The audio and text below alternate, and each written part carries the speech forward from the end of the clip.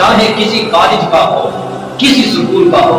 کسی یونیورسٹی کا ہو، کسی ادارے کا ہو، کسی مدرسہ کا ہو، یقیناً کلیجہ منہ کو آ جاتا ہے، راتوں کی نیند اڑ جاتی ہے، راتوں کو بے سکونی، راتوں کو پریشانی، راتوں کو آرام نہیں ملتا، سکون نہیں ملتا،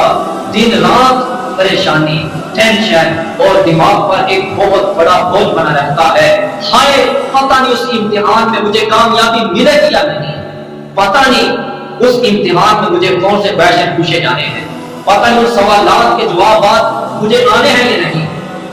فکر ہوتی ہے، اور اتنی فکر کہ راتوں کی نیند بھی اڑ جاتی ہے۔ تو کبھی آخرت کے امتحان کی طرف بھی غور و فکر کر اے انسان کہ جو امتحان اتنا سخت ہوگا، وہاں رشوت بھی نہیں چلے گی، وہاں کوئی روپے پیسہ نہیں چلے گا، وہاں کوئی سفارش بھی نہیں چلے گی۔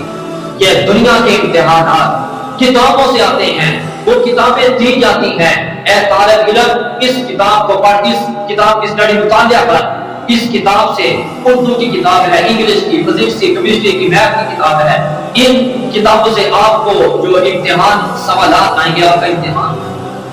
اور یہاں تو دنیا کے امتحانات میں انسان کوئی سفارش چلا لیتا ہے،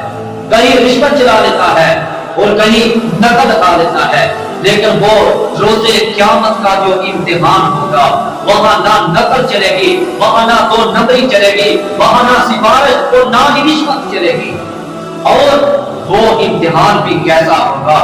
اللہ ذو جلال، اے لوگوں، اے گجرانوالہ کی سرزمین میں رہنے والوں، اے بھیپور میں رہنے والوں، وہ امتحان